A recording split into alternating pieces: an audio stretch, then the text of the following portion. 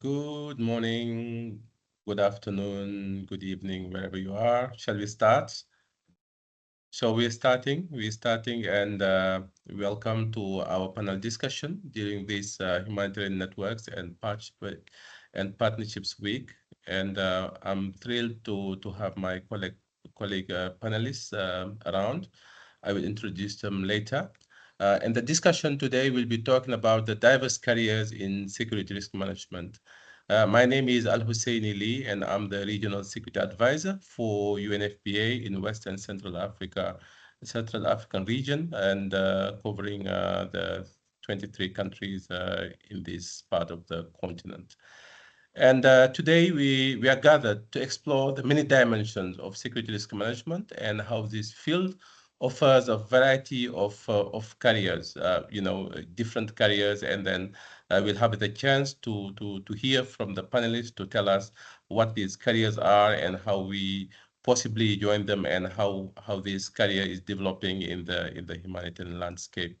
So as you know, the complexity of today's world makes security risk management an important enabler, and it's important that it is done by professionals with professionalism, and that's what the panelists will be explaining, and how we're gonna go about that. So with no further ado, let me introduce the panelists. We have Anne Carlson, who is the Deputy Security Coordinator for UNICEF.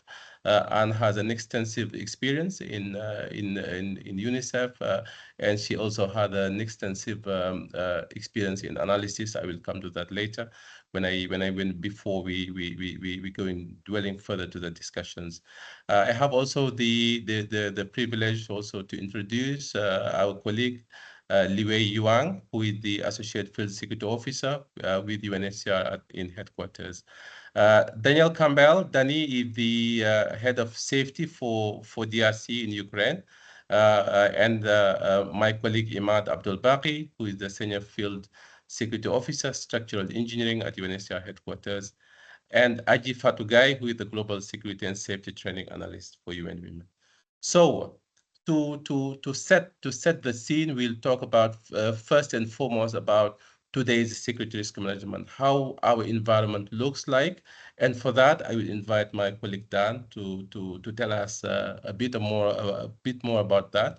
And I would like just to let you know, Dan, prior to serving as head of safety and security for DRC in Ukraine, Dan held several positions in the humanitarian sector, and he worked in various high-risk and difficult settings in both in the Middle East and in Africa. So Dan, if we, based on your experience and capitalizing on the years you have been spending in the humanitarian workspace, what does security risk management truly encompass today, and how has this changed from previous years? Over to you, Dan. Thank you. Hi, thank you very much for having me. And the way I like to conceptualize risk management is on a spectrum between what I'd refer to as maybe hard or applied security management on one side and more acceptance-based security on the other. And to put that really simply, on the sort of applied security management side of things, we're talking about, the most extreme end would be militaries with sort of armored vehicles and weapons. And on the sort of other end of the spectrum, we're talking more about acceptance, laws, norms, ultimately being liked. And then, across context and across time and space with different organizations and profile, you will sit somewhere within that and how you choose to manage your risk. I would say that's changed over the past couple of years. Is certainly, I feel that within the humanitarian sector, historically, there was more of an emphasis towards this applied side of the spectrum, where you're focusing much more on the sort of barbed wire fences and really sort of physical security. However, certainly coming from an NGO perspective, one of the things that I think is particularly enjoyable about my role is that we get to focus much more on the acceptance side of things. So developing trust within the community through good and effective programming, and also being a sort of a principled responder. I'll pause there. Thank you very much. Amazing to hear that the journey, the humanitarian organization and humanitarianism as a whole went through in the amidst the global challenges we're having in security. So I will build on that question to ask Anne to jump in here. Anne currently is the deputy principal security coordinator for UNICEF. And with your 27 years of military and security experience, including 20 years in the UNSMS in both security operation and analysis, and after having served in several roles, including Afghanistan, being there as security analyst, UNDP security specialist in Yemen, and also lead security analytical procedures in UNDSS. So with not even mentioning your role as regional security advisor for UNICEF in East Asia and the Pacific, capitalizing in all those years of experiences, how the shift that Danny mentioned in the humanitarian security industry is reflected in the needs of our clients today, and what are the key skills and competencies you believe a security risk management professional should possess to be successful in today's complex and dynamic environment. Over to you, and thank you. Thank you, Lee, for the question, and thank you for having me as well.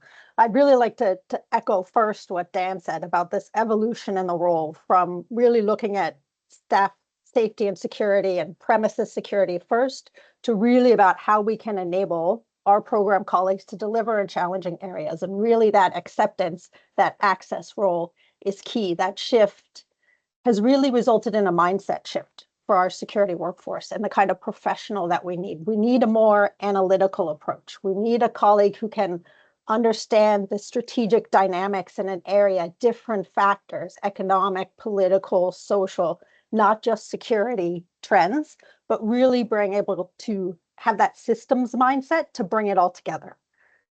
In addition to that, they really need to work closely on building relationships with our program colleagues and partners, right? So it's those collaboration skills, communication skills. How do we communicate technical security things to non-security professionals in a way that's helping them, right? We want to enable a program to get somewhere, to be able to do certain activities in a community. How can we work together on an access strategy? How can we innovate and find new ways to deliver when the old ones are no longer working? So that innovation, that adaptation, and then communicating and influencing. It's really a collaborative role now. And it's really evolved to be something, I think, much more in service to our humanitarian partners right now.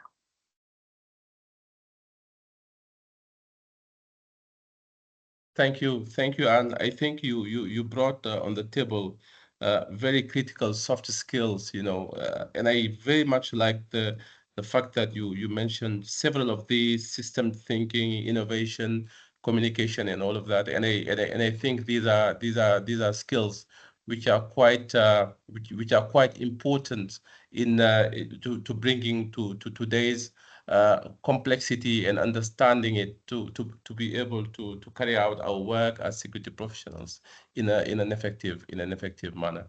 So after having set the scene in respect of the environment of what is expected from a security officer in terms of skills, let me also ask my colleague Imad about the other competencies to enter the industry. Imad is based in Geneva. He's a UNHCR blast and structural engineering expert. This is a quite rare. This is a quite rare expertise we have. We have actually in the UN and international organizations doing the type of work we're doing. So Imad is also a qualified explosive ordnance device. We call it EOD. He has served in UNMAS, UNDSS prior also to joining UNHCR. So Imad, if you allow me to ask you this question, can you help us, unfold the discussion and taking it further in terms of competencies? How do you think that all the security roles have the same general functions, or do we have different paths and specialties within our profession? Over to you, Ahmed. Thank you. Thank you, Lee. Thank you for the introduction and for the question. And hi to all colleagues and participants from, I hope you're having a good time of the day wherever you are right now. Actually, in my views, Lee, like security became, or it is a broad field with multiple paths or tracks and specialties, each requiring different skill sets and expertise. Of course, while all security roles share the common objective of protecting personnel, people, assets, premises, operations, of the specific approach and responsibilities depends significantly on the area of focus and the context. For instance, like I could see like the operational security professionals in the field, they focus on the threat assessment, crisis responses, access control procedures, and so on. On the other hand, like we could see like security analysts, like they work more on with like data-driven insights and intelligence verification, like to anticipate threats and inform decision making. We have also like cybersecurity experts, for example, they protect digital infrastructure and information systems against cyber threats. If I come to my work, if I could say, like I see like technical security specialists such as blast and structural engineers like play also like a critical role in ensuring the physical resilience of infrastructure. For example, their work involves assessing buildings, compounds for vulnerabilities to blast effects and force entry, recommending mitigation measures. So totally different role, like coming from a technical perspective. In addition to assessments, like the technical security specialists contribute to developing like technical specifications, conducting technical evaluations for security-related assets and material, including, for example, we all know the assets and security-related assets and materials such as armored vehicles, personal protective equipment, which are the body armor and helmets, blast ballistic resistant structures, doors, windows, perimeter barriers, safe rooms, and all of that. All this to ensure that these security assets and material meet required standards and can perform effectively. Of course, in today's evolving security situations, the collaboration between different security roles is essential. Field security managers must work closely with technical specialists, so they are not like a totally indifferent sector. They work closely together, and analysts to build to a comprehensive and layered security strategy that is adapted to different operational contexts where we have emerging threats. At the end, we could say that not all security roles have the same functions, even though they share the same objectives of safeguarding people, assets, and operations. Each role addresses different dimensions of security, whether physical, operational, technical, or digital, for example, and requires specialized knowledge and tools. These diverse functions complement one another. So they are not totally separate, like they complement one another, creating a holistic security framework where each specialty contributes uniquely to reducing risk and enhancing overall security. Thank you, Lee. Over to you.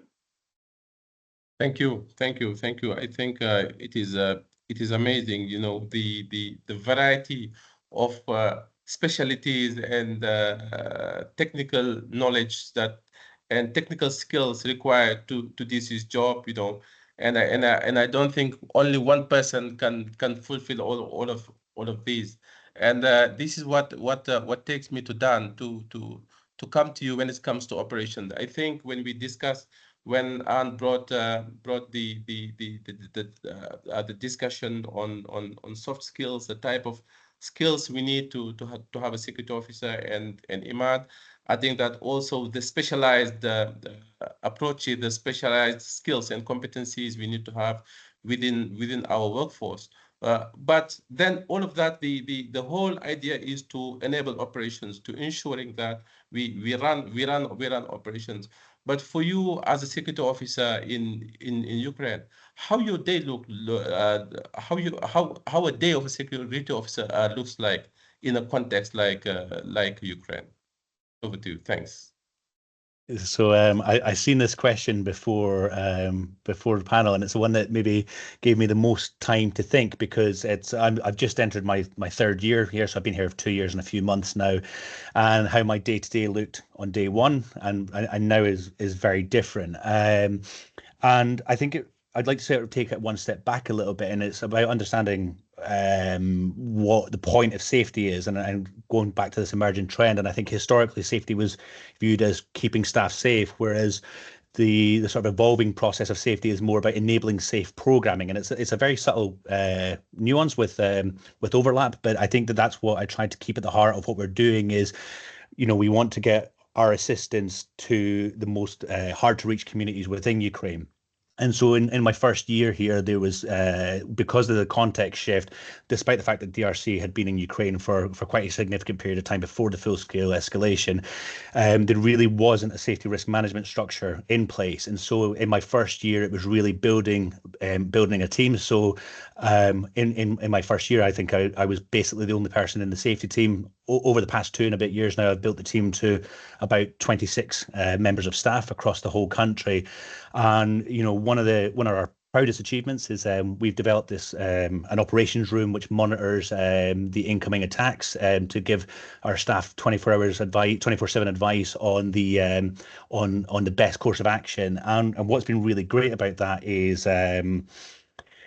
sort of capacity building my colleagues in this, and to the point now where actually I can park a lot of that sort of more hard end of the security, because my national colleagues are such high capacity and such a great team that it enables me to focus much more on the trust building within the organization, because I think that that's ultimately it, that we can talk as much about the security structures as possible, but as Anne said in one of our earlier comments, that it's really about building trust and having people listen to the advice that we give them.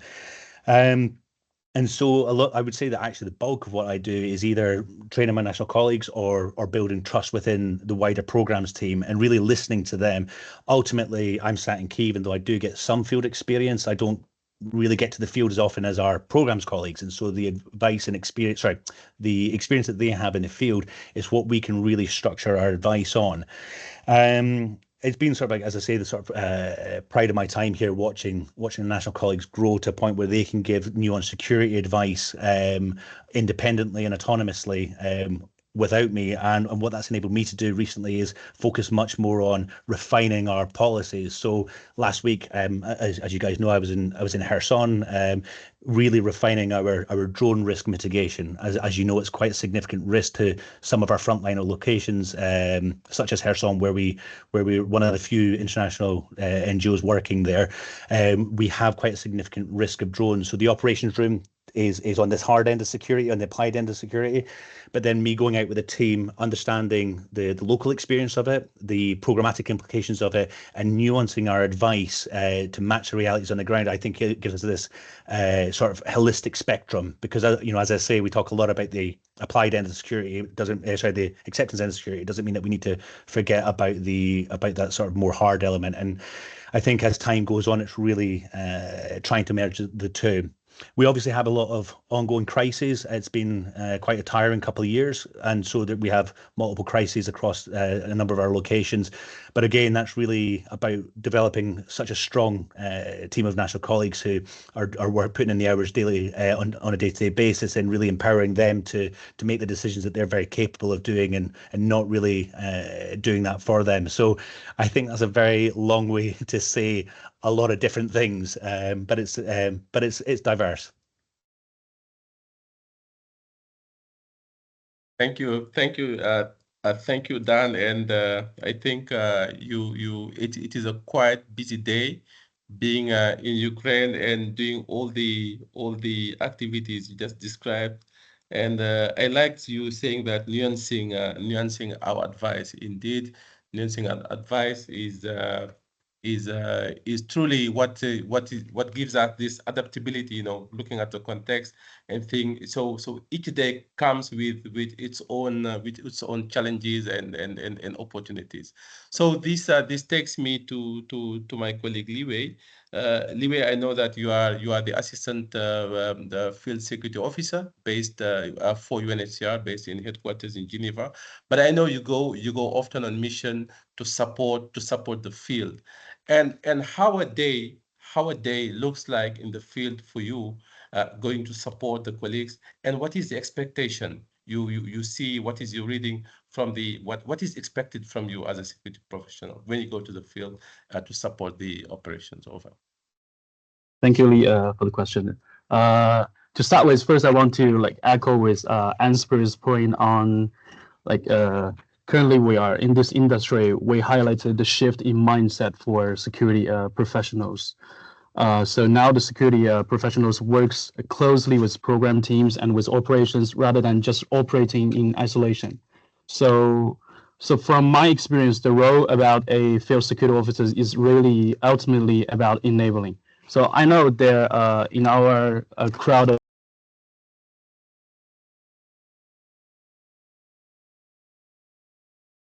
we lost you, Liwei. We lost okay, you. can you hear me now? Yes, we can hear Okay, you. great. Yes. Great. I'm back again. Thanks. I know that our participants, there are some of the participants are not with the security industry, so perhaps to help them to visualize a day of a security officer. So I can introduce some of the experience when I was having missions at the country level. So enabling to me, like based on my observation, means applying security expertise to deliver briefings to colleagues that help new colleagues settle in really quick. This can involve conducting security risk assessments on premises, operations, and assets to ensure security measures can directly support UNHCR's humanitarian mandate. So in UNHCR, we are also responsible to support the security of forcibly displaced and stateless personnel, the people we serve, including in camp settings and other settlements.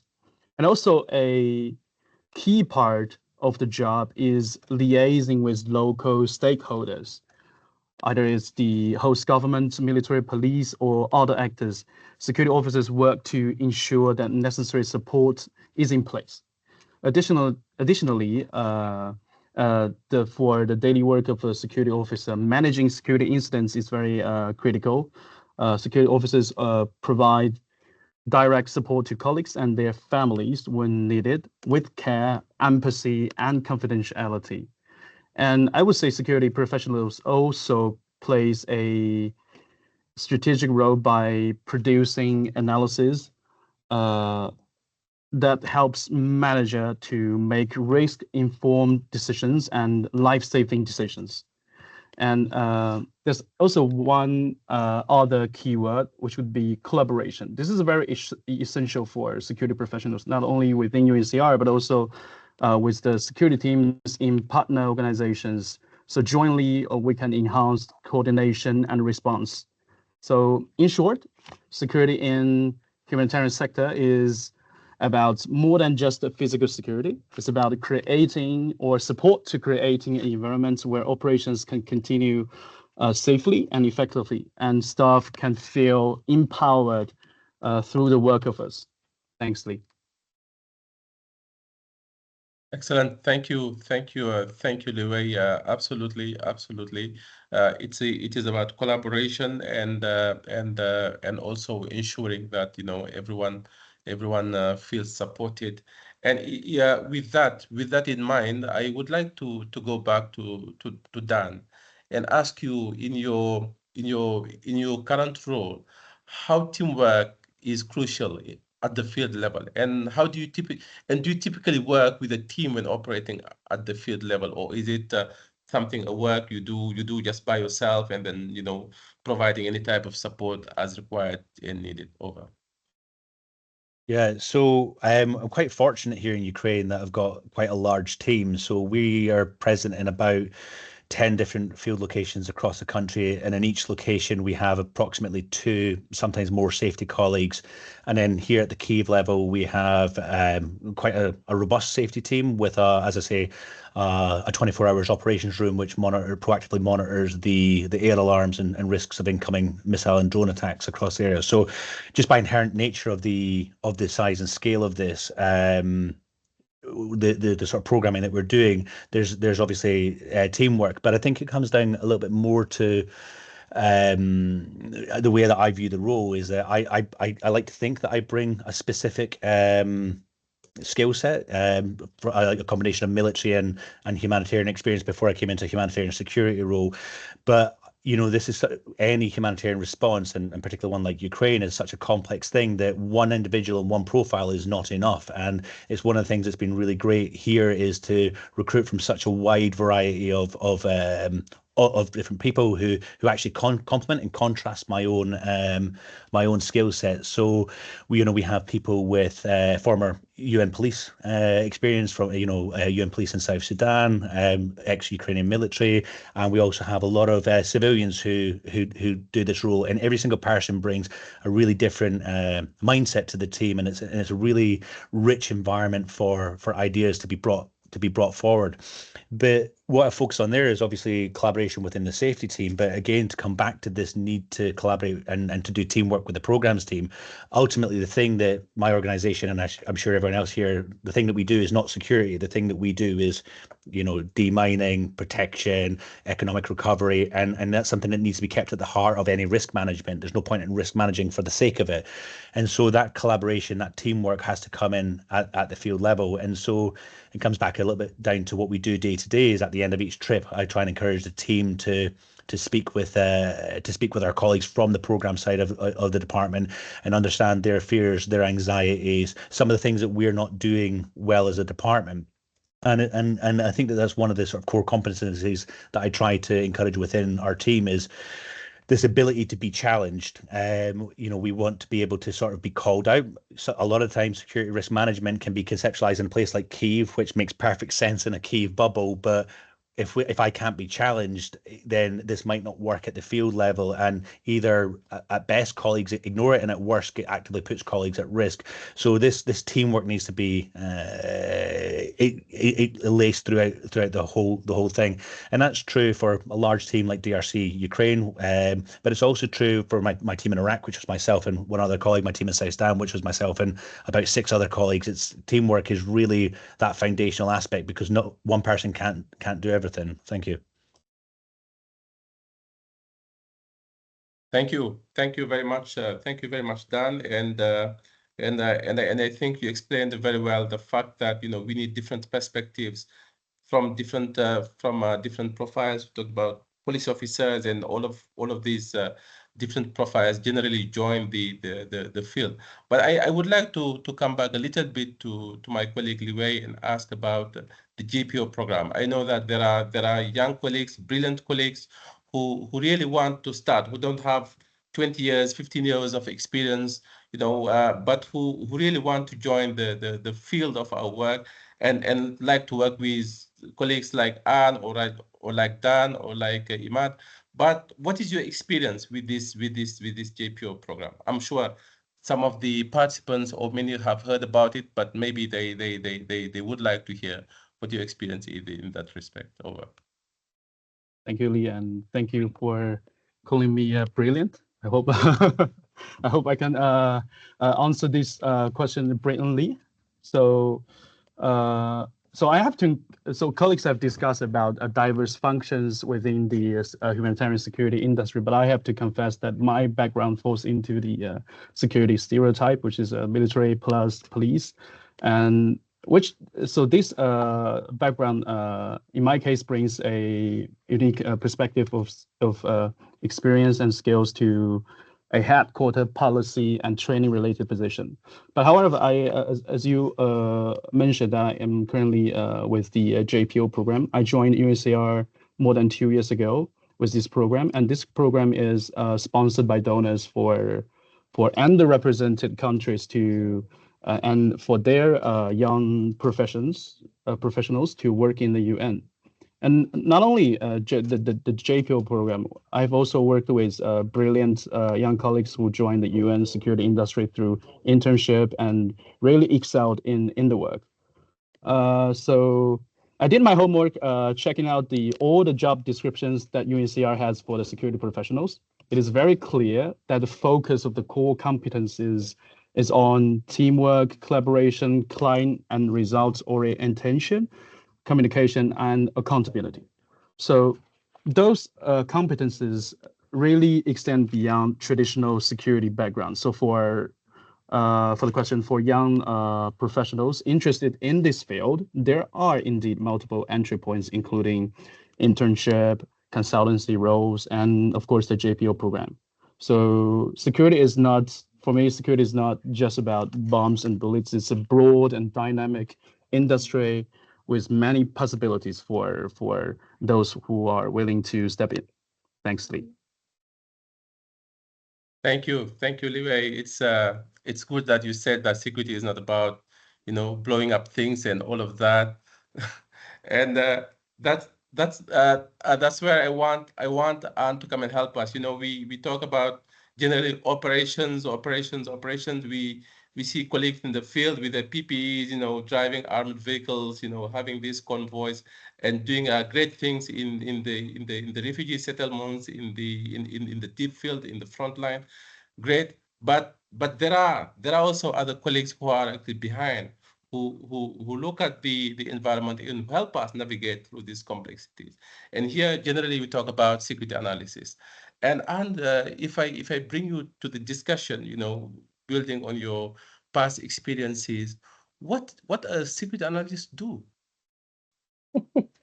I like that question, Lee, and thank you for that. I just want to start by jumping from Liwei's point that analysis is one of those entry points for colleagues with what we consider non-traditional backgrounds. You don't have to be police or military to have been an analyst. Human rights analysts, conflict analysts, economic analysts have all found their way into security analysis in the UN system and with some of our partner agencies. So this is an area where that diverse expertise is really helpful to the broader security community as you come in. So I'll start with what security analysis is, right? This analysis is designed to provide our decision makers with a better understanding of the threats, the security threats, the risks, the opportunities that they face. It's tailored in a way that supports their ability to make decisions around acceptable risk to our personnel and staff, but also to broader risk-informed programming in a country or in an area. And as I mentioned, security does not exist in a vacuum, right? It's a complex interplay. There are many factors: political, economic, social, environmental. And these factors all combine to impact the security context that we're in, and also the needs of the different populations and communities that we're trying to support. And to be honest, it's really focused on our clients. So security decision makers have a really difficult job. There is so much information out there. There's so many different thoughts and perspectives and views that giving them something tailored on the security context really helps them make better decisions. We might not have it perfect. We'll rarely have it perfect, but at least you give them some insights to help move forward, to help plan. So on a day-to-day basis, what does it look like? It's a lot of reading. It's a lot of listening. It's a lot of talking with others, right? Talking with our program colleagues. What are they seeing in the field? Talking with other security colleagues. What are they seeing? With academics, INGO partners. Really about critically evaluating all of the information and perspectives that are out there and challenging your own views, right? I want to echo what Dan mentioned about teamwork and complementing each other and challenging each other. Do I understand this? Could there be another factor? Could there be another reason that this is happening? So it's really important that you have these conversations and these discussions. And then really the other key thing is understanding my client, right? What does the country representative, the head of office, or the program chief really need? What are their priorities? What are they trying to do? What shifts or changes in the context that I'm seeing might impact their activities? How can I let them know about this? How can we plan for different scenarios? So I find the security analysis role to be really interesting, exciting. There's so much going on, and you can really help the work of others be much more effective if you provide them with good tailored analysis. So I'll pause there before I get carried away. So thanks. I like the passion, and and when we don't know what to do, we like to go back to the analyst and tell us what tomorrow will look like. I know predictive analysis is something else we'll discuss maybe on another forum. But today we are in a difficult world. We know what's happening everywhere, and security risk management is about making investments, about making investment, a lot of investment, and what is the type of collaboration? How do you, when we are making recommendations for investing in security, how does security analysis and information, inform our processes, inform our security risk management? Over. I think security analysis is the start of the security risk management process, right? It's about understanding the context. What are the different factors at play? What are the threats in the environment? Are we vulnerable to those threats? And if so, how can we manage them? How can we reduce the likelihood of something happening? How can we reduce the impact of something happening? How can we enable differently a program colleague to get somewhere else, or somewhere new or in a different way? So when you understand the security constraints in a context, you identify the risks effectively, you can manage them better, right? You can come up with different implementation modalities, you can plan for different constraints as they arise. And then in the analysis, it's a cycle, right? So we have all these measures in place. Are they effective? What's happening in the situation? Have things happened or not happened? Are we seeing what we expected to see? So how do we need to change? And I think when you invest in measures that are grounded in a solid understanding and analysis of the context, they're going to be more effective than ones that are just copy paste from a different context, or they sound good because they worked over there, but will they really be effective here? So analysis really underpins good decisions around security risk management measures, and also our processes and procedures. Thanks, Anne, and sorry for putting you on the spot. So my last question to you now, just to move from this from the analysis, do you have few examples that you could share with the colleagues, practice in the field, in your past experiences that will help us, better understand how actually it functions over? Absolutely. So I'll start with one. Working for UNICEF, we do a lot of polio vaccination campaigns. And depending upon where you are in the world, polio is accepted or not. There are different challenges to delivering vaccines to children on a regular basis. So there is a lot of analysis involved, and it's very specific. So what is the situation in the specific area of the country that we want to go into? Who are the actors? Who are the community leaders? What are the different perceptions of polio?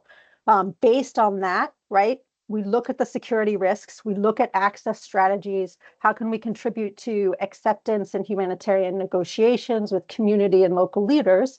And all of this, when it comes together well, it increases our access to children, right? When the security analysis contributes to the rest of the program planning, to access strategies, to community engagement plans, then we reach more children.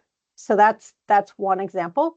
I think very similarly, another one I'll say right now in the DRC, there's a lot going on, right? There's a lot of different factors at play. It's very complex.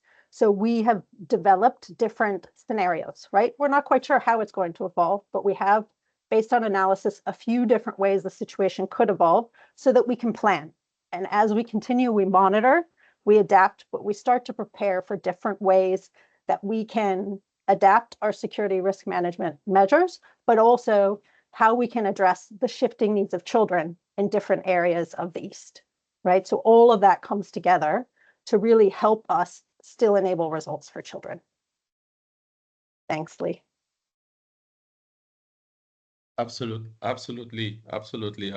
And I think that it was nice that you mentioned polio, because when we in our processes, when we talk about program assessment, it's very important to understand that whatever we do, the program we are running has also security implications, and it's good that to have an analyst helping us, pulling the data, putting things together, and telling us, giving us at least directions and guidance on what might that implementing such a program might trigger, etc. So this is quite important, and I think that colleagues have taken good note of that. So we have seen we have discussed now the landscape, talked about operations, and also operations that are really informed and even led by the analytical portion of it. But when it comes to implementation, also we need to know what to do. Emad, this is where I will ask your expertise here. So we know that more and more we are seeing that physical and technical security is becoming a specialized niche in our industry, in our sector. So what a blast engineer what is the role of a blast engineer, and how can you explain it, and why it is important today in today's world, in the complexity we are in, etc. Over to you, Ahmad. Thank you, Lee. I will build on what Anne said and what also Lee Wei mentioned. Like I liked when he said like it's not, security is not like isn't that like about bullets and explosions and bombs and all of that, but specifically the blast engineer is specialized in doing that. And when I mentioned that, is like without a proper analysis and assessing the threat, we cannot like understand what we need to do. So in general, the blast engineer or blast expert, as called in the policy, specializes in assessing and mitigating the effects of explosions on structures, assets, and personnel. So this field really integrates the principles of different aspects, like starting from structural engineering, the physics, the explosive chemistry, and then security risk management. To all that is like blending all these principles is to enhance the security and safety of personnel, as well as, of course, enhancing the resilience of critical infrastructure in high threat environment. So if I focus on my role as a senior field security officer, blast and structural engineering, my role is really to bridge the security risk management with practical technical assessments, and of course develop a long-term mitigation strategy. And this would include like several points. Like if I try to summarize, starting like and touching on the part related to the analysis, like I would also engage with colleagues in the field, supporting and advising them like how to evaluate the threats, such as threats coming from IEDs, improvised explosive devices, indirect fires, artillery, mortar bombs, stray bullets, or like in some areas we might face accidental explosions of ammunition store sites that are not properly managed. So analyzing or evaluating the threat or identifying the threat is a key point in starting the work of the blast engineer. Of course, the final decision and the final identification of threats relies on the security professionals in country, of course supported by analysts collecting information, analyzing this information again, collecting data about the threats or the explosions that happened in the area. All this will lead to a blast, what we call it a blast threat assessment, completed at the country level. So the role of blast engineer in this at this step is like to support the field in identifying the threat. So we know what we would like to protect our buildings, our assets, and our personnel from. So once we this threat related to explosive, once again is identified here, the main role of the blast expert starts. Starting by assessing the blast effects.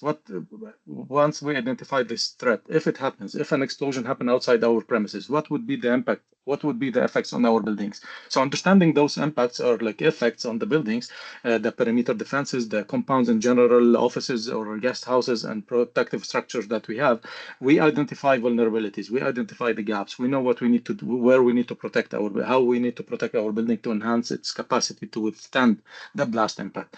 So that any vulnerability that could compromise the security and safety and operations, like we identify those, or the blast expert does. We go to the second step. Well, once we understand the expected effects or impacts, we used to start designing and advising on structural reinforcement, whether are mitigation measures, enhancing some existing measures in place, or introducing additional measures. All those come after assessing the effects of blast. All this with the objective to protect personnel once again and the assets and the premises, ensuring critical facilities can withstand the blast impacts with minimal damage and operational disruption. So this is very important, that we need to protect our premises, we need to protect our assets and personnel, and of course with a minimum operational disruption. Another aspect of a blast expert work, advising on the placement and design of protective features. When we talk about security material, security assets, there are plenty of material that can be used to protect our premises. Identifying location for a safe room, for example, inside our premises, how we protect that safe room and we make it very solid to withstand a forced entry, for example, or in case of indirect fire, how to protect our colleagues while they are sitting in the bunkers. introducing blast walls, appropriate standoff distance, or enhancing or increasing the standoff distance, and secure ammunition storage solutions if needed in some locations. So all those like fall under like a one of the aspects that a blast engineer or blast expert would do.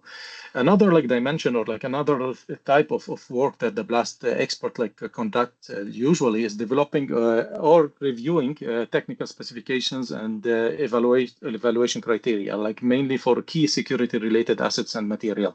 Here I would give examples as armored vehicles, personal protective equipments that I mentioned, as mentioned before. We have like defensive barriers, or what like also known as HESCO barriers, shatter resistant film that we use on the glass in our buildings, like to protect from the impact of blast. All this to ensure that they meet the required performance standards in line with identified threat levels. So it's not randomly like we select those security related material. It should be based on the technical standards, technical specifications. It should be tested and certified. All this falls under the responsibility or the role of the blast expert to ensure all that is done. Another also like a part of this role is like participating in technical evaluation and managing contracts. Like we as the UN or like in general, whatever is the entity like would like to procure like technical security related materials and assets, it should be go through a process of the procurement. Part of the procurement process is like evaluating those offers or like proposals received from different potential suppliers. At the first step, and then later managing those contracts once the contract or a frame agreement is signed. So for the procurement and deployment of these security assets, we should ensure as a blast expert like that is acquired, what's acquired is fit for the purpose, is tested and certified according to specific standards and delivered according to the requirements. So again, like the role of blast expert is really wide and is really critical in humanitarian field operations where personnel are often exposed to complex and evolving threats and require secure infrastructure, of course, to continue their missions safely. By combining field advisory, blast and structural expertise, and technical management, if I speak about my role, it contributes directly to building safer locations, safer environment that allow field operations to continue with reduced risk and increased resilience. So the ability to anticipate and mitigate blast threats ensure that security measures are both effective and proportionate to the risk faced. In short, if I could finish my contribution to this question, in short, the role of blast expert, I see it's really essential in the humanitarian sector, like providing the technical expertise needed to assess explosive threats and design protective solutions that safeguard personnel and ensure the continuity of critical operations in volatile environments or like high threat environments. Blast experts are rare. If we talk about the UN system, it requires a lot of background and experience to gather. Like it took me a long time to arrive like to hold this like title of being a blast expert. So it started like with a combination of like academic studies combined later with experience in the field, leading to a status where like you can combine the academic knowledge with the field experience to build on that and like propose solutions. Thank you, Lee. Over to you. Thank you, thank you very much. I think you have touched the all the important points of your field of expertise, which is a highly skilled, specialty, which requires, as you mentioned, quite long experience, but also very specialized in technical skills for this role. And I also understand the blast engineer needs also the field security officer, I mean the operations officer, to feed them in to feed their work, but also the analyst to come in and give you as my former colleague Gunther would tell me when it comes to the field, Lee, what is the baseline threat? What is the baseline threat? No, these are so basically we have to feed the blast engineer from the analyst has to feed to feed them the field security officer, the operations officer has also to feed them to help them do their work now, bring the technical expertise to ensure that all the vulnerabilities are covered, and we bring our premises and other and other equipment to the standard required. So this is a general discussion. But you, Imad, sorry for picking up again on you. On your normal day sitting in Geneva, covering the whole world, as you said, this is a very rare expertise. If I understand, you are the only one I know of in UNHCR, even in the UN system. It's very rare that we meet blast engineer. You are the only one I knew in UNHCR. How, when you wake up until you go back home, how your day how your day looks like, Imad? Over. Thank you, Lee. Like for a second, you almost made me cry. So a day is, I appreciate that all colleagues working in security sector like are really having they have busy days. Like from the moment they start until the moment they leave the office or they leave the location where they are, it's a super busy type of work. Like you keep thinking all the time. Like you keep like remembering things. Like you can like put in place like plans for like that has no end. So okay, so without making it longer, like a day like in a blast expert or in my role is really highly dynamic. Like not to be exaggerating, but sometimes believe me, like I open many things like to do, and by the end of the day, many of them are still open, which is crazy sometimes. But anyway, so let's focus on the technical aspects of this role and what would be a normal day look. You mentioned like while sitting in Geneva, but in my role actually, Lee, like as you might be aware, was like I do a lot of like field visits. So I will split it in two. Like how would a day look like if I'm sitting here in Geneva and doing some work remotely, supporting the colleagues in the field, and how it would look like if I'm on site or like I'm doing a field mission. So again, like a day in my role is really highly dynamic. Like it involves like as I said, like remote support to field operations and on-site field missions, of course, depending on the needs and security challenges faced in different locations. Again, like I mentioned it before, that the work of Blast Expert like really blends security assessment, technical analysis, and evaluation and advisory function.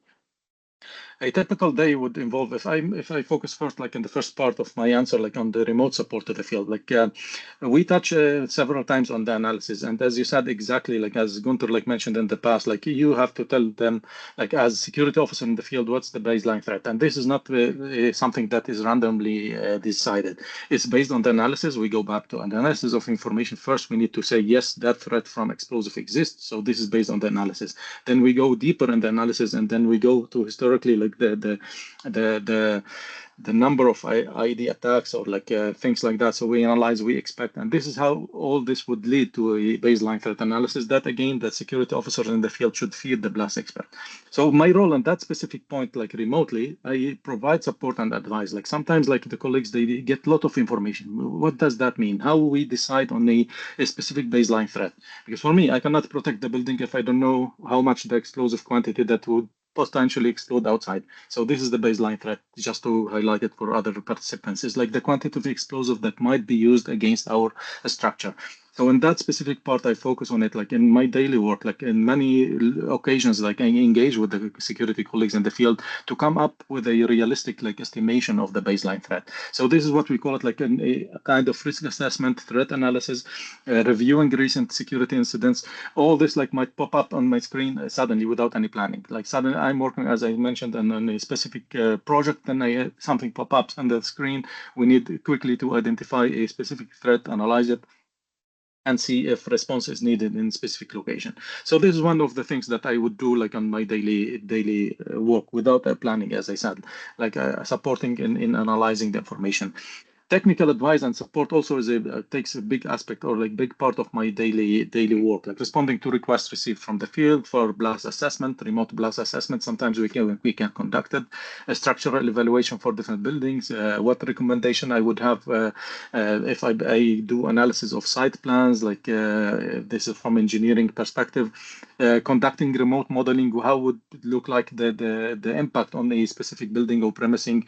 I would be advising remotely on some mitigation measures that we, based on, of course, like when the field, like the information I receive from the field, photos for the locations, dimensions, like and distances, and all of that, I would be recommending and providing technical advice. This would also include technical advice on security assets and material, as I mentioned several times. Like if there are needs for armored vehicles and another security or other security material, I would be providing technical advice once again, like to ensure that those materials and assets meet the required specifications.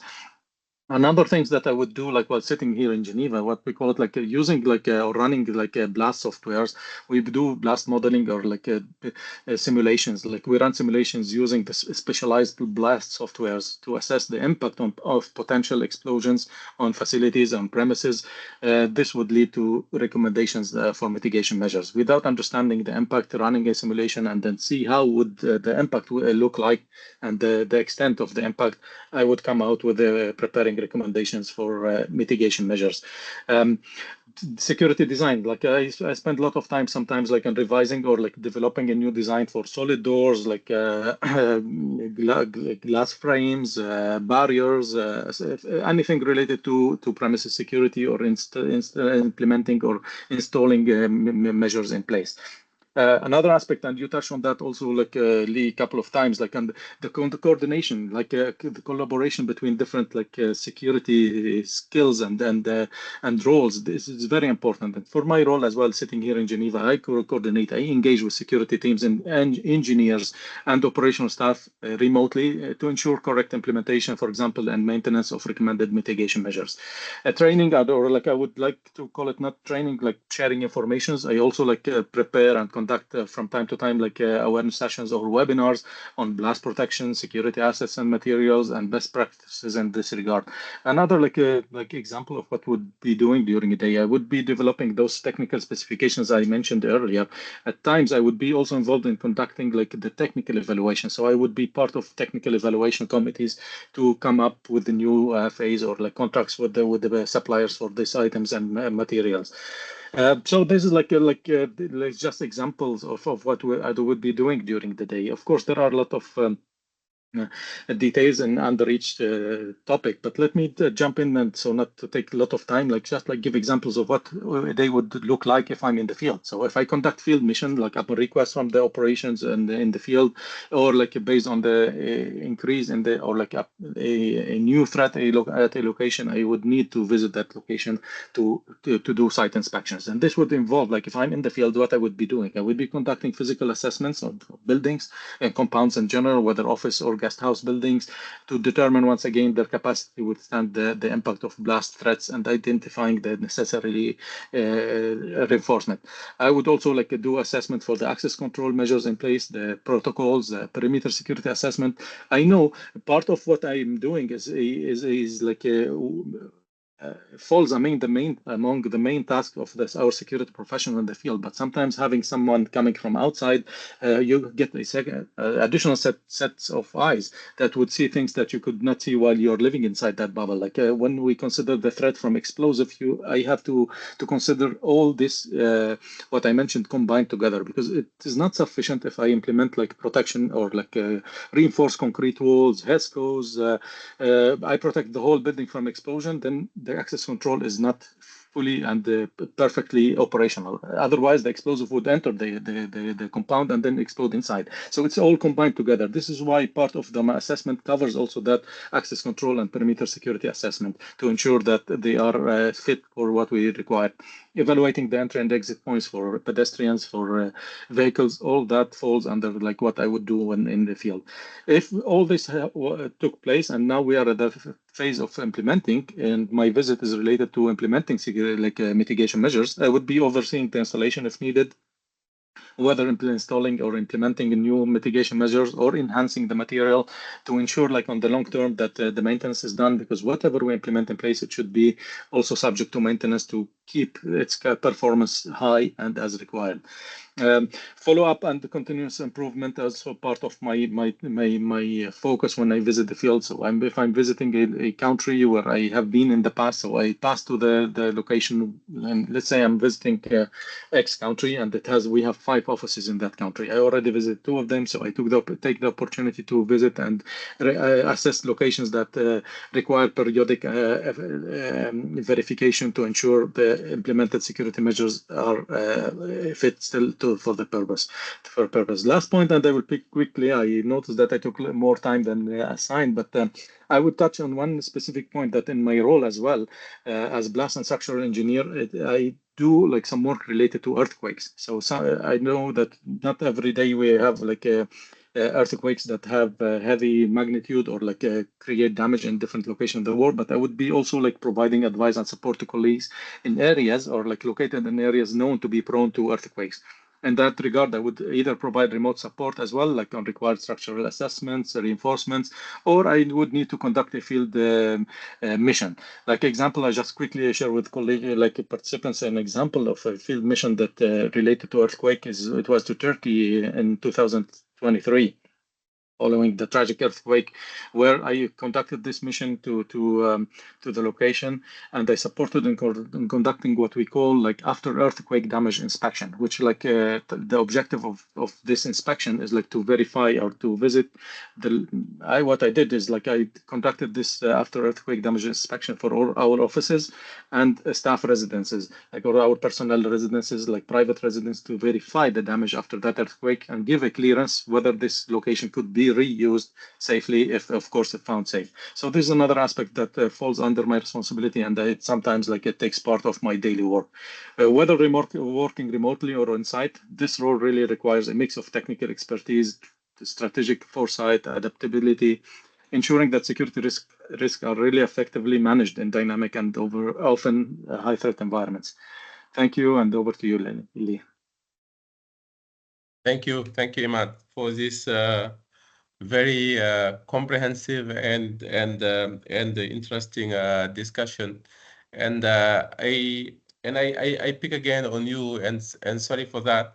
You know, you have talked about many things. You have talked about, you know, enhancing access control and all of that. But we also know the threat actors have become more and more sophisticated. You know, they are also using technology to do things. We have seen in the Sahel drones being used by threat actors to do things. So also, as my professor would say, the enemy has a vote. So why we having our experts, in blast, in whatever, they are also, the bad guys are also catching up in technology. So what's the role of technology in our area of expertise, and how can we use it to ensure that we enhance our systems, we make our system more resilient and better? Over to you, Imad. Thank you, Lee. A very, very important question. And then actually in many workshops and forums where like blast experts like meet and discuss, like a lot of time, like this question comes again, like as you call them, the bad guys, they are always like improving their capacities and capabilities. So technology is not only available for us like protecting people, it's also available for others, or might be available. I just give a quick example before focusing on what technology would how technology would help. The IEDs, for example, the improvised explosive devices, continue to, like the name continues to be improvised, but like the level of sophistication and like has developed over the last 30 years. In the past, it was very simple, similar to a mine, like that you press on something and it explode. It became very sophisticated, using like communication systems, not only cables, using a lot of material that is only or classified under like a technology. So those were more and more increasingly are used in the developing the IEDs in the world. So moving to the technology from a security perspective, I would see like that it really became an essential force multiplier in security risk management, allowing us to really anticipate, monitor, respond to threats more effectively. There are unlimited areas like where the technology can support our work as security professionals. Like if like the first example is related to the blast, like blast expert, like the blast modeling and simulation, as I mentioned before, is really like requires the advanced softwares and tools that enable blast experts like to simulate the explosion's impact on the structure. Again, like if I don't understand what would be the impact of that explosion on my building, I cannot really protect it in an efficient and effective manner. So we can easily spend millions to protect a building and make it a bunker, but it's not necessary. So it's not really efficient. It's not like we are spending more money than required. So this is just touching on those like blast modeling and simulation softwares and tools. So they are really helpful for blast expert to simulate explosion impacts and help to design protective solutions that are both effective and cost efficient. If we talk about like and security, also about the surveillance, the detection systems, high resolution cameras, even drone reconnaissance, using drones in many locations, the UN started to use like drones to really do the surveillance, to monitor the area, like to see if there are like any imminent risk on our premises. For example, the AI powered surveillance also help monitor high risk areas in real time, improving threat detection and responses. Plenty and unlimited like the technology related like items or devices that are produced in these days. Access control, like as you touch on that, and I mentioned also like before, access control and screening process is really important step and procedure like to protect our facilities and premises. Modern technology greatly improves like access control and screening by enhancing security and efficiency. Like these examples would be from simple things that we see it in our daily basis in our offices, and to more sophisticated things like biometric authentication, for example, facial recognition, fingerprint. All those will really help in identity verification. Mobile and smart card access cards, like with dynamic permissions that can be remotely updated and revoked. So like all these type of new technologies that are in use or will be in use. Advanced X-ray scanners, like with AI capacity, like automatic threat detections in bags and parcels. Visitor management systems, like they are in place, like a lot of technologies that support this process, like pre-registration, automated ID check, and secure visitor tracking. So you can, like with having like multiple layers of access, whenever the visitor like scan their cars, like you know at all the time where they are like inside your buildings.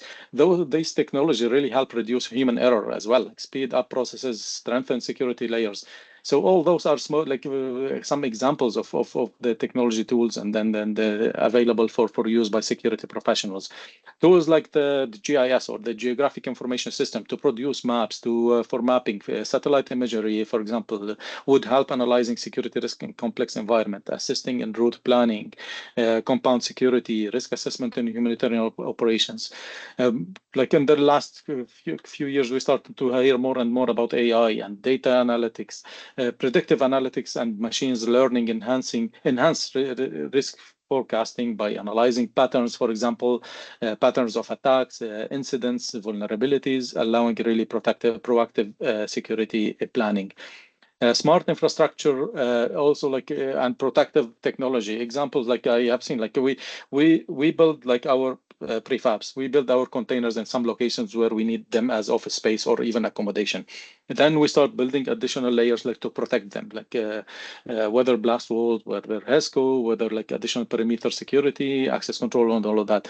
One example of this infrastructure, like there are like blast ballistic resistant containers that are ready. So those are new technology. I know like sometimes the cost is very high and is not possible like to procure them, but those technologies are available, and with time as many other technology related devices will become cheaper with time. So like there are, as I said, containers that you put it in place, it protects you from at least from bullets. And this is what we face in many locations in the world, like where we have stray bullets and we have colleagues staying inside the prefabs, and we need to have overhead protection. We have to put in place side protection. So all this like as part of the new technologies are like make our life easier as security professionals.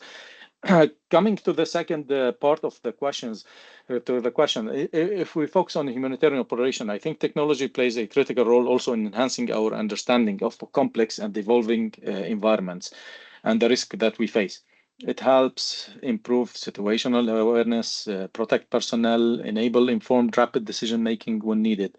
Tools such as the real-time data platforms, mapping, once again, the satellite imagery, threat dashboard allow security professional to monitor conflict zone, population movement, emerging threats with greater accuracy. In addition, technologies like predictive analytics and AI-powered risk modeling, those are like in place, and some of them are available. And the cost is not very high. It will help anticipate potential security incident from conflict escalation to natural disasters as well, or hazard. By using or benefiting from these technologies, security teams can build that data-driven risk mitigation strategies, allocate resources more effectively, enhance contingency planning. This ultimately, of course, contribute to safeguarding personnel and maintaining operational continuity. I hope I did not take a lot of time, Lee, and over to you. Thank you. Thank you, and it's very very interesting. All the aspects of our work you brought together. You brought together these specialized, very technical and high-skilled expertise. At the same time, we talked about operations management. How do we do security operations? And also, we talked about analysis and analytical tools and all of that. But I think if you bring all these tools together, what makes us security officers make the difference is how well we are trained, how well we have been prepared, how well we are able to perform because we have been coached and mentored properly. And that's where I'm bringing to the discussion my colleague Aji Fatou. Aji Fatou is currently the Global Security and Safety Training and Admin Analyst at UN Women Headquarters in Copenhagen, if I'm not mistaken. And I really liked about the thing is your dedication. When I read your bio, I was very very impressed with the dedication and your commitment to community development. And I realized that you founded an internationally recognized community-based organization in Gambia. And thank you very much for that. Thank you for your service. And I also know that you are investing a lot in delivering capacity building programs, in also helping your organization when it comes to training and education and learning. And thank you very much for doing all of that.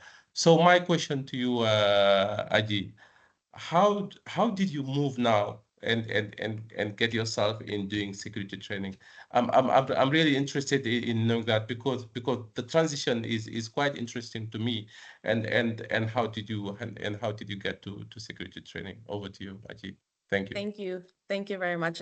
Firstly, I would like to apologize for the technical difficulties. Sometimes our work laptops have a life of their own. But my background, I would say, was very interesting to me as well. I joined UN Women, similar to Li Wei, through a specific program that was initiated by our previous executive director. So she brought together 12 women across from the Global South, and based on our backgrounds and the different skills we had, we were all placed into a specific department. So I was placed into security and safety. So prior to that, like you've mentioned, Al Husseini, I initiated NGO in Gambia, which allowed me to interact with a whole lot of different diverse populations, from children to older populations, and capacity building has always been something that I was very passionate about.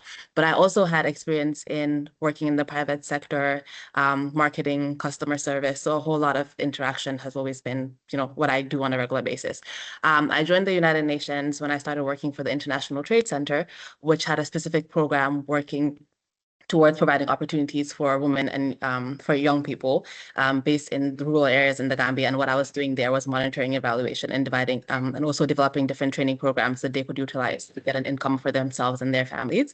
So training was not something that was new to me. So once I joined the security team, I had the wonderful opportunity to learn about the different aspects of security within our team. So I worked on occupational health and safety, business continuity and crisis management, and working with the different regional security specialists. One, to learn, because I did have limited experience, I would say, when it came to security, but also to find that niche on what it is that I feel like I could also positively impact the team on. So my next role after that specific HQ security specialist role was education specialist. So that was fully design, delivery of training. And I would like to just share one experience specifically that I had that was like that ding ding, like this is really what I want to do. We had a training where we went to Bolivia to deliver a communicating for meaning course that I had adapted for UN Women and was running this course. And a part of that training, we were also doing a crisis management exercise in that country. But being able to contextualize the training and adapting the training for colleagues that had different needs, this included using application that would, change my speaking into text for colleagues that were hard of hearing. It was just a very impactful experience for me. And talking about these crisis management exercises that we used, real life experiences that our colleagues had within that country to tell them what are the things that we could have done differently in the future if something was to happen, what would we do? I think leaving Bolivia, it was just like, yeah, I think security training is what I would like to focus on. And as time will tell, now I am a security trainer.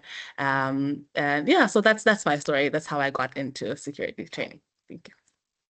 Wonderful, impressive. I'm still quite amazed with the path you took, and I hope you will emulate many other colleagues to follow and join you in this beautifully built path of your career so far. So I will ask the same question I asked the other colleagues. How your day looks like, you as a security trainer, Aji? I think similar to what colleagues have said, I think it really depends on the day.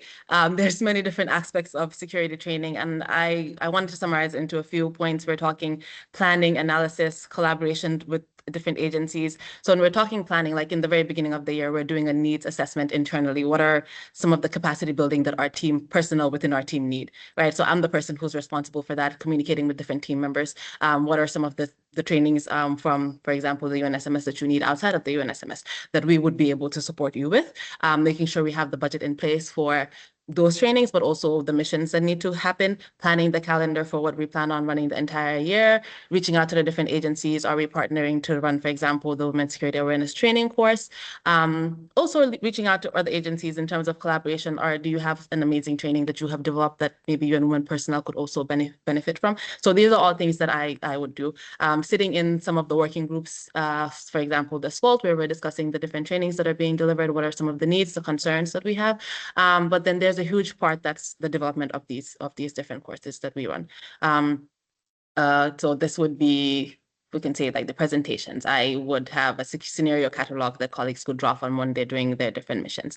Then delivery, traveling to the different countries that we're running these missions in, whether it's in our duty stations or abroad, making sure that whatever colleague has been decided that's going to run this training, first of all, gets there. So the admin aspect of that, all of the checklists are in place just to make sure everything runs smoothly. And then contextualization of our training material. So of course we have different training courses that we deliver as a team, but then depending on where you're going to deliver these courses, we would have to adapt. And that's one thing that I believe that in our team we do very well. Yeah, so we have different audiences. I've run, for example, in the communication, like crisis communications that we've done, I've had different audiences such as UN Women personnel that have absolutely no background in security versus now working on security focal point training, updating that for our team, for colleagues that are, representing as a security focal point but have a limited background in security. So yeah, I think it's for me, it's a evolving role, and I get to explore a lot with our team, but also learn a lot, especially when we're working with different agencies, looking at what they have in place and what we can also implement at UN Women to make sure everything works smoothly. Thank you. Excellent, well done. And this is quite amazing. The portfolio is quite wide, and thank you for all the work. And this takes me. I go back to Anne. I just want to capitalize on what Aji just mentioned, in terms of training. I want also to take the discussion a little bit further and talk about hands-on practical training, and how does it play in our work as humanitarian organizations, and how do you ensure that participants can apply what they have learned in real world situations. We have, I'm sure you have several examples you can share with us, and also give us how in your experience and in your world and in your field of expertise you get that done. Over to you. Thanks, Lee, and thanks, Aji and colleagues. There is no substitute for learning by doing, right? So simulation, practical exercises, for me, for many of our colleagues, that's how we really learn and internalize something. And in reality, humanitarian contexts are incredibly complex. There are immense needs, there are constraints. They can be security, access, financial. If you don't actually feel that when you're learning, then it's not as effective, right? So simulations, role plays, practical scenarios where you can walk through, whether it's a security analysis giving a presentation to a decision maker or a broader crisis exercise helping colleagues respond, there is no substitute for learning by doing. And I really think, well, I'll use one example. In UNICEF, we have what we call the Humanitarian Leadership Workshop, which brings security together with leadership competencies with other technical areas like access, advocacy, clusters, accountability to affected populations. All these come together, and we do sessions, we do practical exercises in each specific area, and then we bring them all together in one simulation, which is more like the real world, where colleagues are dealing with all of these complexities, different priorities, different demands, and how they can respond. And one of the things that we've found is that when you give colleagues in these training environments constructive feedback, individual feedback, group feedback, they learn by doing themselves, they learn by watching their colleagues try. And then when we follow up with them a few weeks, a few months later, they tell us, right? I really remember this part. What I took away was this, but they also give us the feedback. I really wish you had also included this aspect, right? So we have that cycle and that loop. And I really think, maybe Aji can come in as well, but these practical exercises, you build a relationship with colleagues, right? And that relationship you build on, as Dan was mentioning, that collaboration with colleagues, that building trust. So it all comes together. And I really, yeah, I'll stop again because I've gotten very animated, but back to you. No, it is quite important. You see the linkages of everything you're talking about. We're going from the theoretical part of it, trying to apply whatever we do in the field with the operations, and having specialists coming, helping us setting up systems, colleagues coming and giving us classroom trainings and all of that. But all of that should come and add value and making colleagues more resilient, more capable of handling difficult situations. And I think, so talking about this, tabletop exercises, these simulations is quite important, and truly this is where colleagues appreciate the work of security. When they see us coming and going, but when you put them in the situation, they see how difficult it is. And also it's important that we prepare them and we prepare ourselves also for clear difficult times.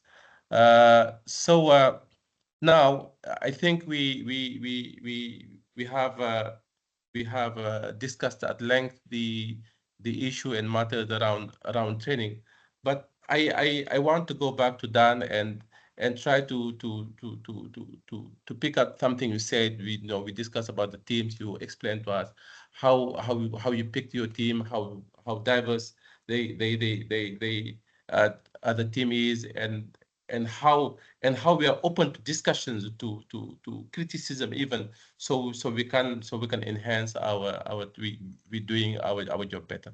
So we're talking about here about inclusive and dynamic security workforce, because really that's the whole purpose of it. So can you speak about any specific initiatives or strategies DRC or has taken, for instance, for you, Dan, DRC has implemented to foster an inclusive and more diverse workforce in our world? Over. I'm grateful that you asked me this question, because it's something that I actually I'm quite passionate about creating a sort of diverse workforce that reflects the organization that we we represent as a security department, but also the beneficiary, the community that we serve also. And in a lot of respects, I'm very cognizant of the fact that being ex-British Army, I'm very much a cookie cutter example of how you end up being a security officer. However, the actual inspiration for me joining the Army was my sister joined the Army 2 years before me when we were younger. And so I've always just had maybe a bit less of a typical mindset around what constitutes safety and security. Like I say, very much looking up to my sister as an inspiration, and so I'm someone that inherently believes in the value of sort of diversity as an inherent value. And touching on a point I made previously, the context shock that happened in Ukraine in 2022 meant that despite organizations having long-standing programs in Ukraine, by the time I arrived here in 2023, the whole sector was experiencing quite a significant shift. And as I say, I built a security team from 0 people to 26 now. And what that enabled me to do was to, I'm going to say me a lot, but I couldn't have done it without the real buy-in from a country director and our previous head of operations, who were really instrumental in enabling this. And what we did was we looked at, well, what makes a safety colleague, and we can say an understanding of the sort of hard security, Imad's background of explosive risk understanding of of conflict dynamics, that is important, but also an understanding around analysis and risk. But Aji's experience in training and communications are all key. And as I say, we can have the best policies in the world, but if we can't convey them in a simple and easy to follow and frankly logical manner, then people aren't going to pay attention to it. So once we understood what comprised a safety colleague, and a very diverse thing, it enabled me to sort of quite proactively look for people that fitted the bill. And I threw out the previous concept of ex-British Army guys who been to Iraq and been to Afghanistan, and said, okay, actually no, it's this stuff, and what these people don't have, we can teach. And so I started on it. The 3 things that I require for a safety colleague is someone who's willing to learn, someone who can read and write in English, and someone who is nice enough to fit in the team.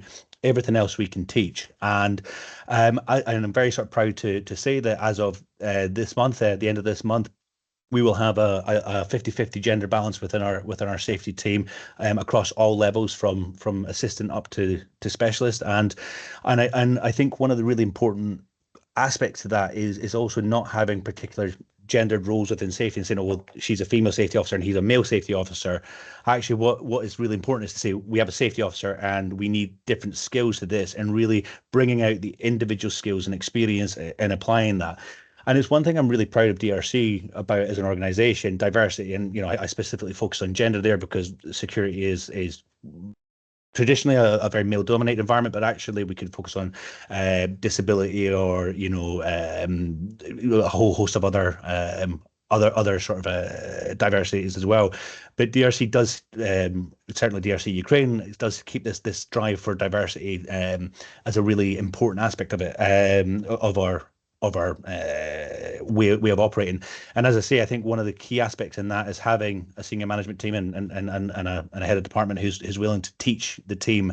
And I think that's a broader point about us as internationals in any humanitarian context, is if we're not here to develop the local capacity, so ultimately we can take a step back and enable the program to continue on its own, then what are we doing there? And so we've had a very complicated training program from start, basically training our team how to do, many of whom had never experienced safety risk management before. Some ex-military guys had never experienced NGOs before, and developing this holistic training. I really credit the Harvard Humanitarian free online course in building a better response, and demilitarizing some of us, military people, former military people, into understanding the humanitarian way of thinking, and using some of DRC's internal training capacities to teach people who coming from the humanitarian side, how to do risk management.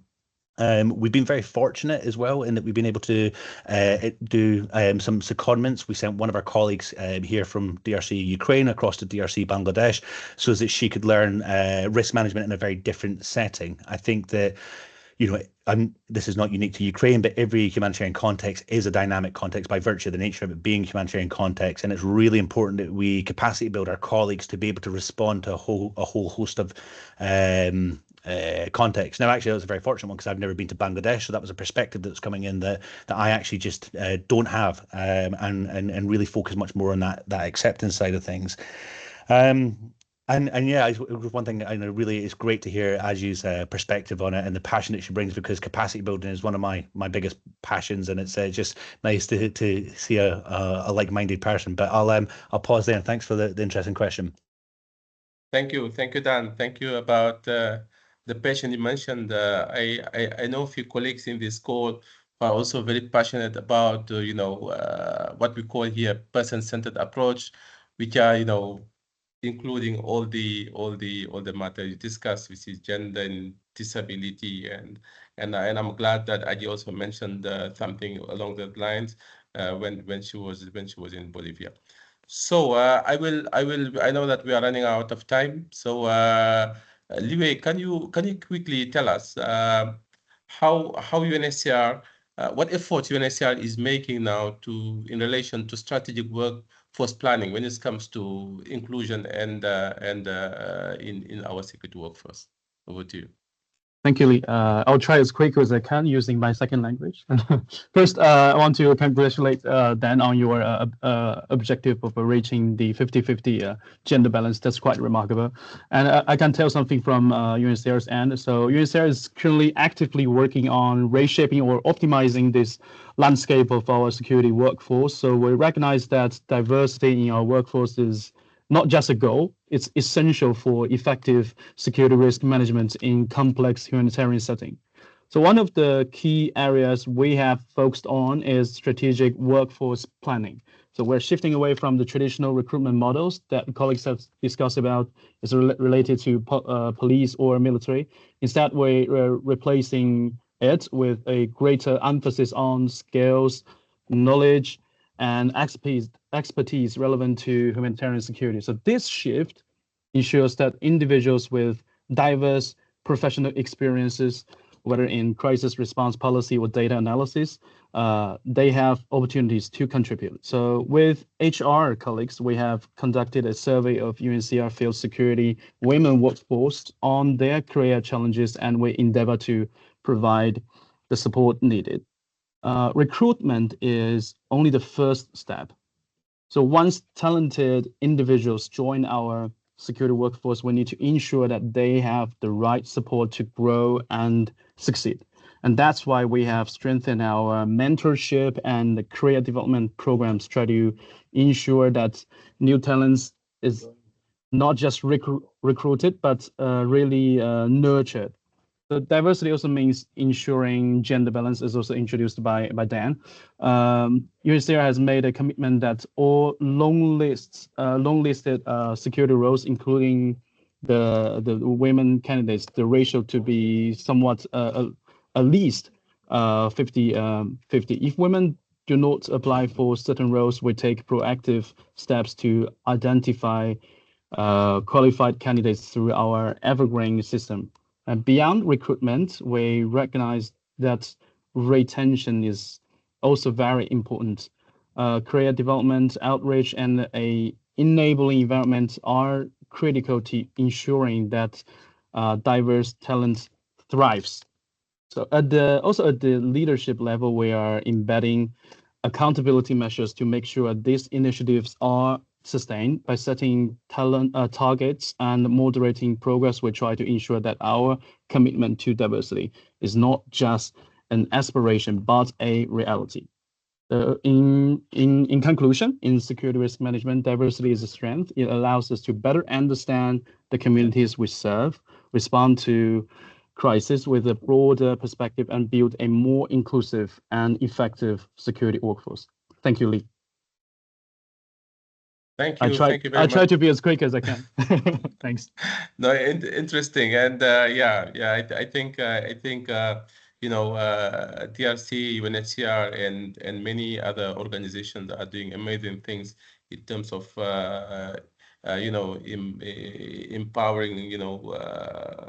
empowering many colleagues to joining security. As Imad said, it is a male-dominated world, unfortunately, and I'm sure it has to change, and it will change. I know that we are running out of time, but we have few questions in the chat. If you don't mind, if we take few of them, one or two.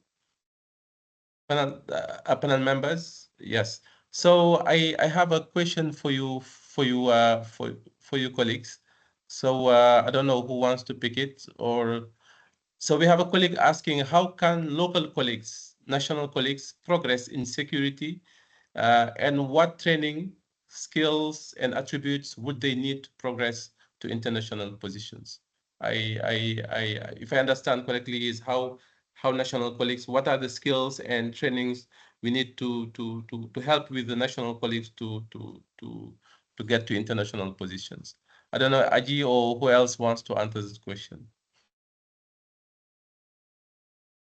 I can definitely add a couple of Sure, tips. please. I think depending on for the specific individual, what specific part of security are you interested in joining in?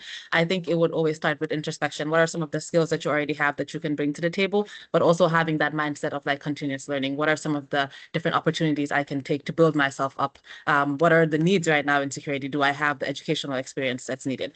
So investing in that aspect that will make you, I would say, a strong candidate. So once again, which part are you trying to get into, and then looking there, maybe connecting with individuals that you know are already working in that field to get some advice. Like, what are some of the areas that you think I would need to focus on or improve on to be able to access some of these opportunities that I'm looking for? So because of time, those are just some quick tips that I would want to share. Absolutely, absolutely. I hope this answers the question perfectly, and I'm sure it does. So I take a last question, if you allow me. This question says, how can organizations and security teams balance the implementation of security risk management frameworks with the need for localized, culturally sensitive risk management? I hope I have been understood, or shall I read it again? So it's about how organizations and security teams balance the implementation of security risk management frameworks with the need for localized, culturally sensitive risk management. How do we implement our measures, but being culturally sensitive, basically, and taking into consideration the local context? I don't know if you want to jump in or I'll start and then others can help. Yeah. Look, I think if it's a good framework, then it can be localized and contextualized, right? Global frameworks are designed that you can implement it. And I'll take Dan's example. There is their approach of DRC that you can do in Bangladesh, and then there is the approach in Ukraine, right? The overarching framework is the same, but you really need to understand that and where the nuances are and where you can put that in, because that localized, culturally appropriate solutions are crucial. They're crucial to your acceptance. They're crucial to your ability to deliver. So if it's a framework issue, then that's something you raise up. But really, most of them are designed to be able to do that. And if it's not happening, then it's an implementation challenge. And I would turn to our training colleagues to build our capacity on how we can use those frameworks better.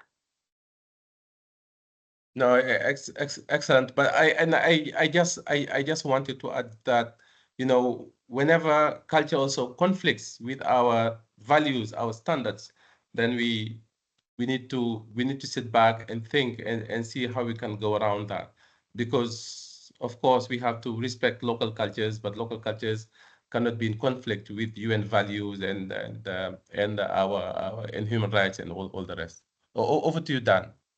Yeah, I'll just jump in really quickly because I think what I want to say actually relates to the two questions. If how you progress in security, certainly if I'm conducting an interview for any colleagues, I want people to understand the programs that we're doing. As I say, security doesn't exist in a vacuum. Security exists to enable what UNHCR, what UNICEF, what DRC is doing. So I'd want you to have an understanding of the programs. Having an understanding of the programs is going to, or it certainly should be contextually specific and localized. And again, if you understand the programs that you're doing, that should really feed back into your sort of security analysis, the risk that you're going to take to do life-saving EORE, explosive ordnance risk education, compared to what you might take for different non-life-saving activities is going to be very different. And that's how you really contextualize that and feed that back in. And I would say that's a really essential element to it. Thank you. Excellent. Thank you so much, Dan. I think this was my last question. What advice can we give to colleagues when it comes to career progression, joining the world of security, coming to our profession and all of that. And I think we are running out of time, but I think we have given some quite good answers to that. I don't know if anyone wants to add something, a main takeaway, a key message before I conclude. If not, yes, Imad, please. Oh, just a quick one. I know that I was the one who took the most of the time when I answered. So like I would We forgive you, Imad. will be very quick and like just like sharing with the participants and colleagues like very quick kind of advice that or like based on my experience. If like as we mentioned, the security risk management is dynamic and multidisciplinary field. So I would advise like colleagues who are developing like their careers in security to develop really strong foundation in risk assessment to understand threats, vulnerabilities, risk mitigation strategy is fundamental. Specialize but stay flexible and versatile. So select your track, but maintain a broad understanding of security principles. As I said, like we need to collaborate with each others as different, like in different security roles. Gaining practical experience, as Anne said, like learning by doing. Like this is like how you gain experience. Learn and benefit from new technology. Don't forget about that. Like continuous learning is really essential. Last point, and very important, like develop a problem-solving mindset. I have heard from managers, from colleagues sometimes that they see security somehow that we are doing things like to block them from doing their operations. We need like security is not about identifying threats. I don't say that that's easy. It takes sometimes some analysis, some evaluation, but security is not about only identifying the threat. It's about also finding solutions, enabling as like the and worldly, like globally they use. We need to enable operations, humanitarian response. So security role is like finding the threat and finding a solution. So very last comment from my side. How I see security is not only a job, it's a responsibility. And more specifically in my role as blast engineer, there is a responsibility, there is an accountability. Whatever we propose as solutions, we really need to work hard to come out with that. So security is a good job, but it is a responsibility as well. Thank you, Lee, and over to you.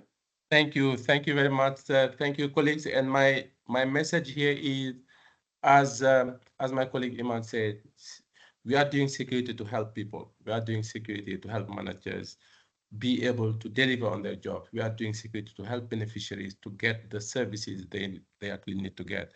We are doing security to make the organization deliver, maximize its program delivery. We are not doing security for the sake just of doing security, keeping people indoors, locking them down. No, we are doing security to help. We are doing security to assist the organization to go faster, to deliver better in a safer manner. So this is my concluding remark. Thank you, Aji. Thank you, Danny. Thank you, Anne. Thank you, Liwei. Thank you, Iman. Thank you, everyone. Thank you very much. Yeah. And it was a great pleasure seeing you. Thank you, colleagues, participants. Thank you, everyone. Thank you, colleagues. Thank you, everyone. Bye-bye. Thank you. Thank you very much.